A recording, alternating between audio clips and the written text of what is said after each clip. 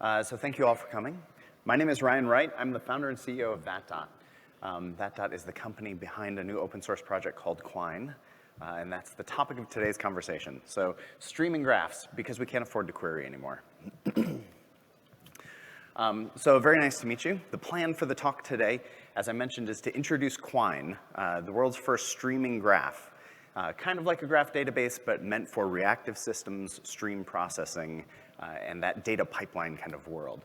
So the talk today is going to start by kind of orienting us among some of the modern challenges that if you're building a stream processing system or a data pipeline and you're trying to do it in a reactive sort of way, these are the kinds of challenges that you're going to encounter that were some of the motivation behind Quine.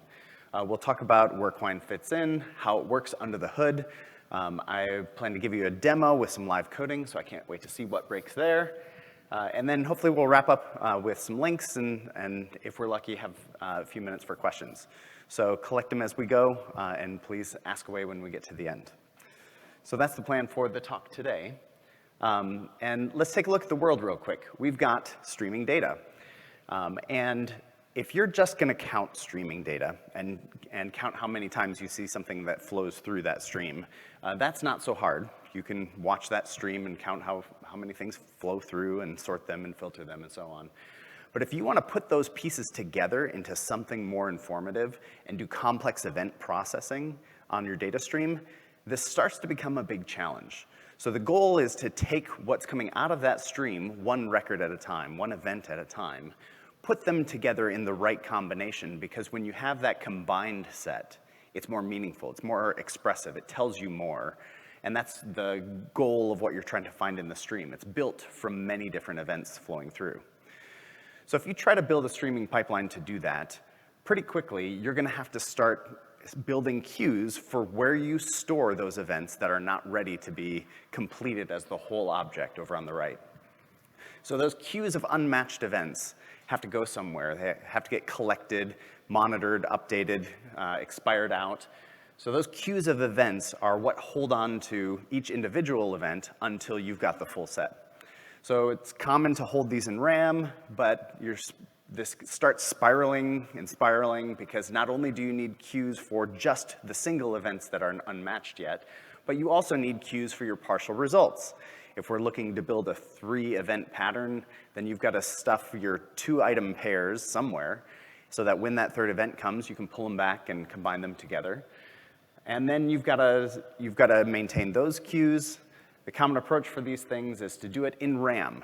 So with as much memory as your machine has available, that turns into the size of time window that you can allow for holding on to these elements, these data records, and putting those pieces together. But when you run out of RAM, you have to expire them out so you can keep up with new things. And I guess we just didn't find matches for those couple pieces we were keeping track of. So they get expired out. And if data arrives later on and it wasn't a part of the pieces there, well, that's just some data that we're going to lose. So time windows are sadly kind of the state of the art for stream processing and how you do matching and putting the pieces together for complex event processing. But they lead to lost results. And so if you want to do better than time windows, you'll have to go the route of storing this stuff on disk. And so set up a key value store, save records in that key value store, fetch them back, pair them up. Same pattern, but now it's durable. And now you've got that second system to set up and orchestrate. That second system now means what started as this hopefully simple application turns into a complex collection of systems.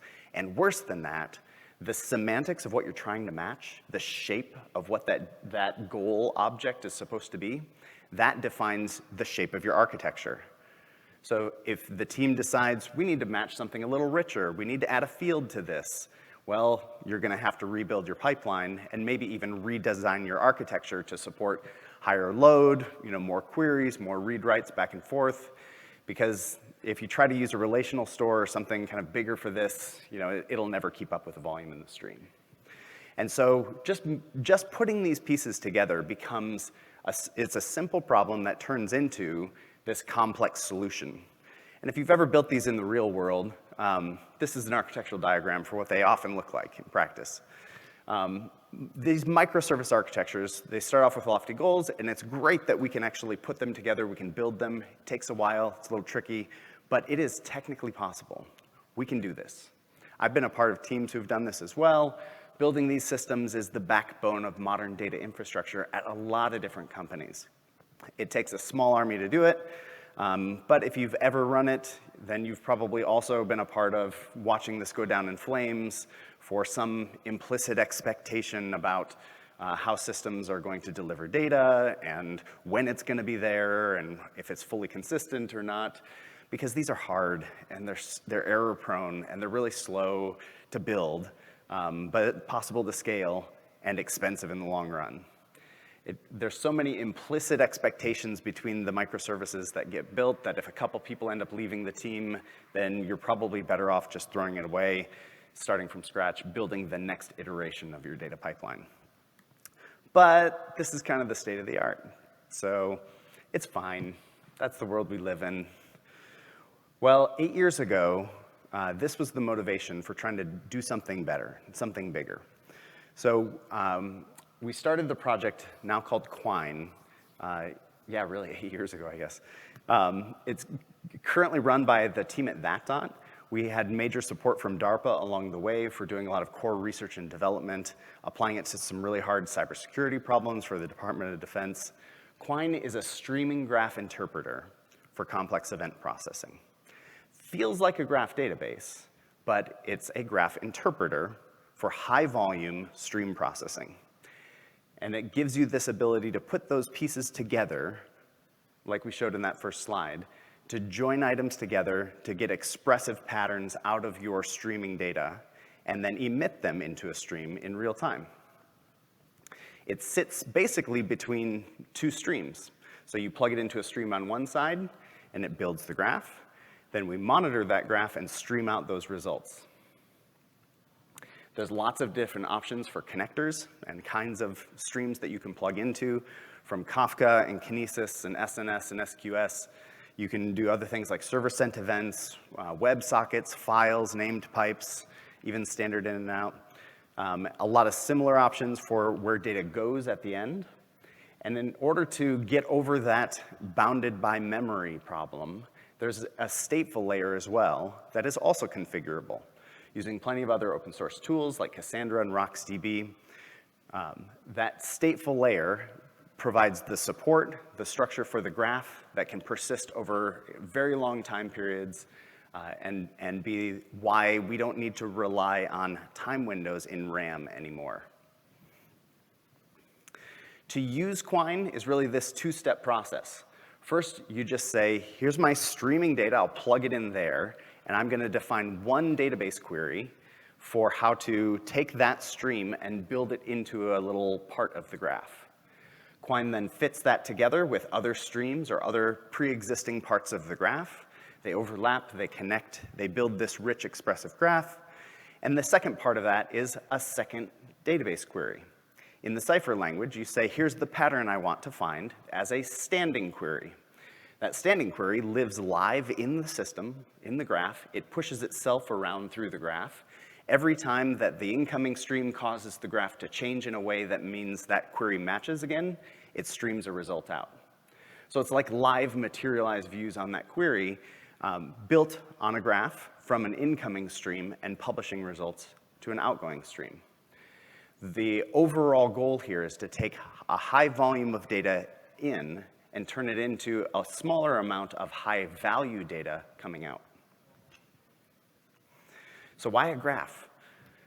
Well, we started with a graph because graphs are really everywhere. They are a very natural, rich way to express data. And at first it feels like a graph is something different, that you have to have a certain kind of problem to need to use a graph. And graphs are slow, so we can't really use them in production.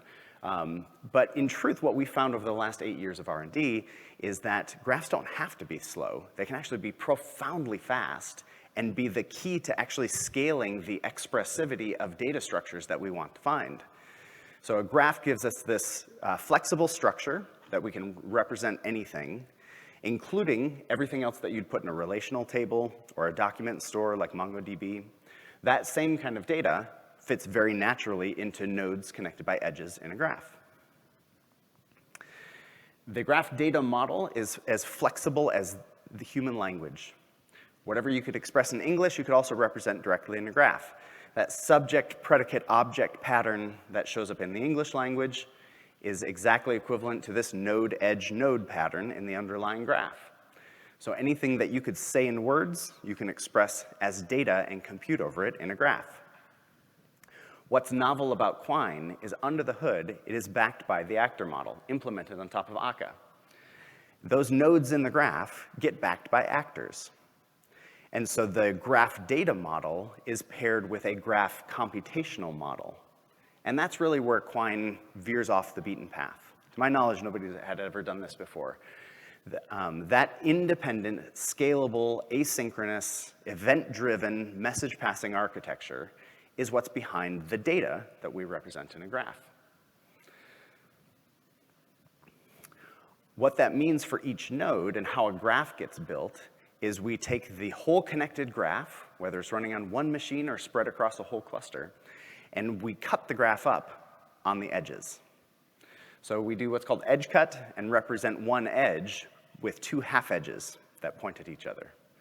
So from the perspective of one node, there is an edge connecting it to another node if that node has an outgoing edge of a certain name and type and direction, and the other node has a reciprocal incoming edge of the same name, type, and direction. And so that pair is what builds up the graph structure. Each node itself holds on to properties that are basically just key value pairs to represent the data. And that gives us the structure of a graph that we can chop up as needed, implement as a collection of actors spread across maybe a large distributed system. And each of those actors can then take action and trigger its own action, do its own computation. That becomes the building blocks for all sorts of crazy ideas. So from there, we said, well, what if we built this graph instead of in the normal way where you start with an empty system and you have to create nodes along the way, but before you can create them, you have to check and make sure node A is there before node B has an edge created to it. Your nodes have to exist first, then you create the edges. Instead of taking that traditional approach, what if we came at it from the perspective of saying, what if we just assume all nodes exist? Every node that you could ever conceive of just exists already in the graph. What if we design the system with that as the foundation instead of saying, well, a database begins empty, so let's start empty? Well, it turns out it gives us some advantages. We can avoid the operations for creating nodes and deleting nodes, and instead just focus on individual instructions to an actor that say, add this property or edge, remove this property or edge. If you want to delete a node, remove all the edges. Because if you have a picture like on the right, where there's a whole bunch of extra nodes in the conceptual graph that you're trying to work with here, those extra nodes don't matter for queries. They don't contribute to the result. We're still going to find our ABCD pattern in exactly the same way. We just have these extra nodes in there. So why would we do that? That gives us some really powerful primitives for working with streaming data, saving it, and loading it and all of this. Because under the hood, each node in the graph saves its data using the reactive technique of event sourcing. So a node in the graph receives an instruction to set a property, to add an edge, to do something to change its state. And it materializes the result of that change in memory. But what gets saved on disk is actually just the change. So that change is added to an append-only log. The next time there's another change, it's added to that log, and so on and so on. Whenever we don't need that node in memory anymore, we can expire out the in-memory side, let the changes on disk stay persistent, and if we need that node again to participate in a query, we wake that node up by replaying its history. And all nodes exist, but it doesn't mean we have an interesting history for every node. So any node that exists but hasn't been referred to before is just an empty list for its history. So there's nothing to replay, no interesting history to talk about, and the node begins in what is effectively an empty state. But we didn't have to create it. And that gives us a lot of advantages for stream processing and and the out-of-order data problems that arise when working with streaming events. And this event sourcing approach also gives us a durable persistence model that is extremely fast for the write-heavy load that we have in stream processing, because it basically behaves like a write-ahead log. We've got a small little change that gets computed in memory. That change gets appended to disk. We can do that very quickly. We can do that very quickly in parallel. And since all these changes go through the same node, that order of that log for that node is perfectly ordered, and it gives us the ordered history through time of the changes to that node.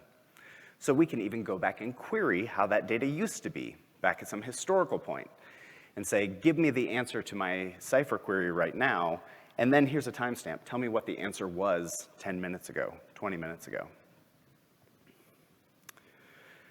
So I mentioned before, standing queries are how we get streaming events out of the graph.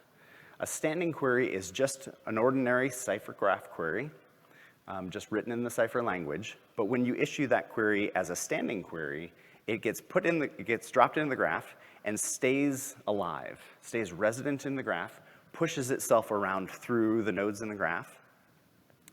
As the graph changes, the events that cause the graph to change also cause the standing query to test and say, do I match my sub-portion of this query? If so, relay the next portion to the next node. Each node is an actor. It can do arbitrary computation whenever it receives an event. So it receives a query AST saying, continue this query. So in that way, standing queries remain live in the graph, push themselves through, and find patterns somewhat automatically or behind the scenes autonomously.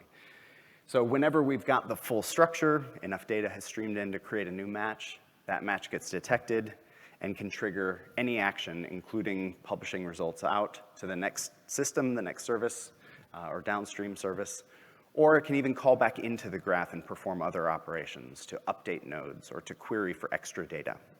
I'll show you an example of this.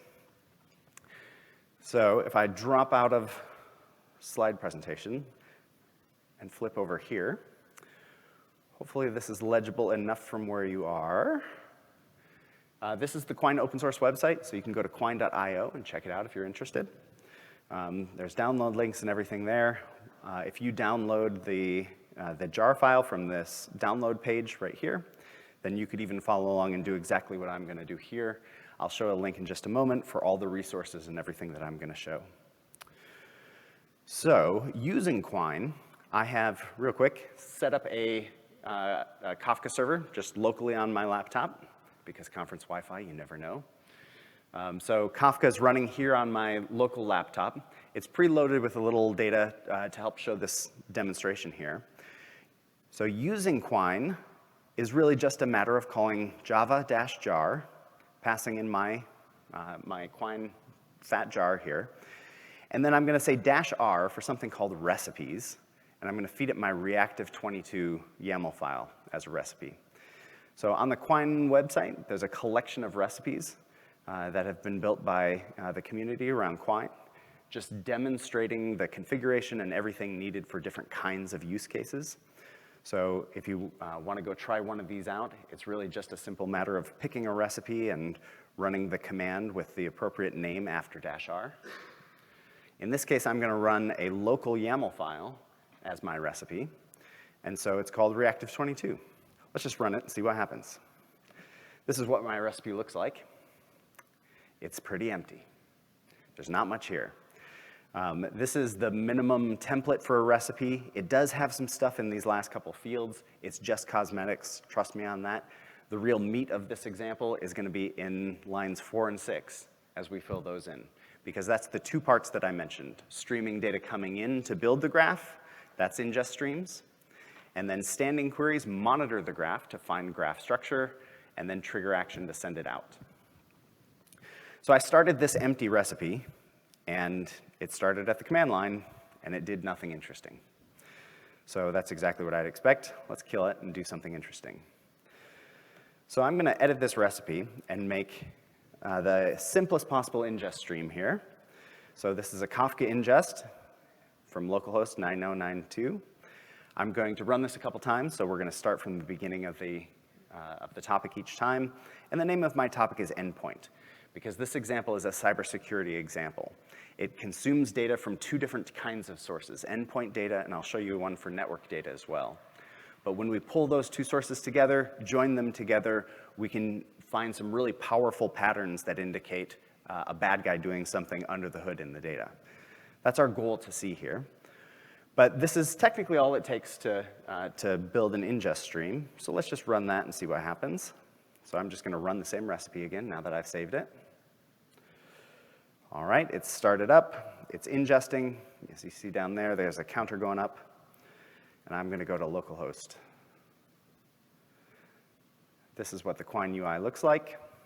There we go. We've got some data. Technically, this is a graph. It's not a very interesting graph because there's no edges, nothing's connected. This would be a waste of time if you actually tried to build a graph just to hold some JSON objects like this. But you can see there's key value pairs in there. There's an event type, object. This apparently represents a process. There's a process ID on it, a timestamp, some information like that. So cool, we've got some JSON data that was just come in, each JSON object saved as a node in the graph. Technically works, not very interesting. So shut that down and let's do something more interesting. I'm gonna add a specific ingest query. So this simple definition just used the default ingest query of taking every object and making it into a node. So if we add a little more to it, I'm gonna say this is a Cypher JSON query, and here's the Cypher query that actually takes that record and builds some graph structure. I'm gonna take one JSON object and build 3 nodes out of it. It's a process, an event, and an object. And what's unique about Quine is very fast for streaming use cases if you know the ID of a node. If you have to go look it up and scan every node that ever exists, it's going to be incredibly slow. So Quine has some built-in tools like this ID from function. ID from is basically just a consistent hashing kind of a technique that takes in any number of arguments and hashes them into the ID of a node. And so if I take my incoming data, here it's represented as $that. So this is one record we're reading out of Kafka, and I can read a field off of that. I'm gonna use the process ID in this case, and I'm gonna generate a node ID using ID from just by passing in the process ID. And so that's the constraint on my ingest query. So match these 3 nodes, pull them out of the soup of all nodes that exist, but constrain this incoming reference to the process to the specific ID created by hashing that process ID. That gives us a specific node ID. Down here, we can set a few properties on that node. And the last line is just creating some graph structure, some edges. If I save that, I can run it again. There we go, we're ingesting. Let's reload and take a look. I'm gonna use this Cypher command to call recent nodes. And we start seeing some more interesting things here. Oops, there's more here than I actually wanna look at. But take, for example, this 3-node pattern. That's what we're creating right in the middle. This is an incoming process. It has an event that is reading a file. This is sample data meant to simulate real endpoint information, but it's based on a true story. So in this case, that is one record, one incoming JSON, that we just pulled apart some fields and created some graph structure to represent that. The reason we would want to do that is because there's other connections that occur. So as we refer to the same node, using the same values in our ID from case, we build some other interesting graph structure, and we can see this process in the center here did a lot of things. In this case, it read and wrote to this one particular file, and that file was also read and written from some other processes as well. So you can start to see the graph structure materializing from the data that is streaming into the system. All right, so we built our ingest stream to construct a graph. Just to make it a little more interesting, I'm going to do a second ingest stream. It's going to work a whole lot like the first one, but this time we have network data coming in. That network data is also going to be built into a 3-node pattern. And it's going to work essentially the same way. But the fun part is when we get into standing queries. I want to watch the graph that's being built for a certain kind of pattern. And every time that pattern exists, I'm going to define outputs. These outputs take a match and trigger some action based on that. I'm going to show you pictures of what this looks like because it's a little easier to glance at when we actually see the diagrams. But I'll show you the pattern that this is defining here to find. Every time it finds a pattern, it's going to go make another cipher query to fetch some extra data, take that data, and package it up in a new event that we're going to write out to Kafka. So we're going to watch for a complex pattern. Every time we find it, we're going to go fetch some additional data, format it into a Kafka event, and publish it out to Kafka. So let's save that. Let's close that and run it again. Now down here in the corner, I've got a Kafka consumer running. Just a command line consumer watching for the place we're publishing, which is this results topic. So you can see data is ingesting, it's streaming in. And the UI is really meant for visualization purposes and inspecting small graphs. But behind the scenes, Quine can scale to run in a clustered environment and handle huge volumes of data streaming through. Behind the scenes, it's building a graph, it's monitoring that graph, and if it finds a record, there we go, I saw something happen in the background. Our event got published to Kafka, the consumer picked it up, this is what that event looks like. It has metadata in here about the result, and it has the actual payload of the data result. I was publishing out a URL. Let's take that URL. If I open a new tab, paste in the URL, it formatted a query as part of that payload. That pointed me to exactly the point in this data that was the pattern I was trying to watch for. So the pattern that we set as a standing query is looking for this pretty complex graph structure. So this is a case where a process had a write event pointing it at some file, and that file was actually a covert communications channel behind the scenes for another process called ntclean to read that file and then delete it later. But first, it's going to send some data out to a specific IP address. So we were watching in the stream. The stream was building each of these nodes one at a time, incrementally building the graph, monitoring for this complex pattern here. Once we found it, it collected the data, published it out as a URL that we could just click on or drop into a browser and see the details of what we're looking at. Now, if I were a cybersecurity analyst, I could go further. I could say, well, here's Excel.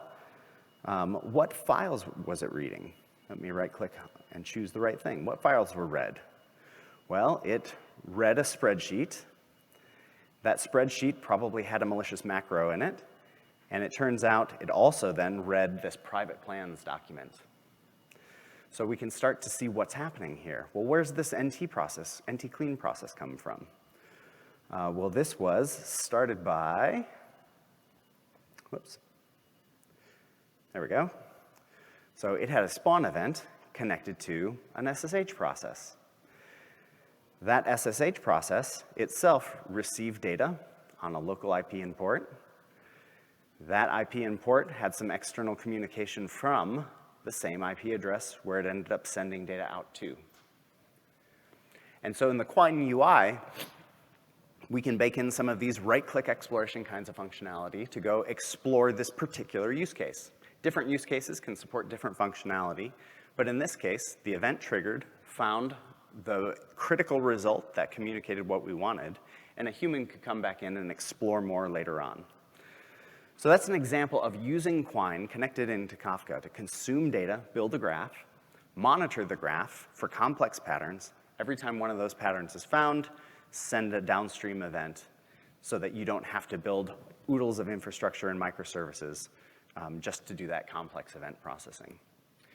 So with that, I want to wrap up with a pointer to this URL. Quine.io is the open source website. You can go check out the code. There's links to GitHub on there and Slack community. If you'd love to try it out, there's a community to help answer questions and get started. As I mentioned, there's recipes to demonstrate different use cases and show how to get started. This is supported by the team at thatDot. If this is your thing, we are hiring right now, so if you want to come work on this kind of stuff, we'd love to talk to you. But also, Quine.io.demo is another demo that you can see of a different application. But if you'd like to try and run everything I showed here, check out Quine.io/reactive22. You'll find the slides, the files I was using, the sample files, all of that, so that you could run this and try it out yourself. Thank you very much. If you have questions, we are out of time, but I would love to hang around and take your questions if we did. So catch me afterwards. Thank you very much for your time and attention.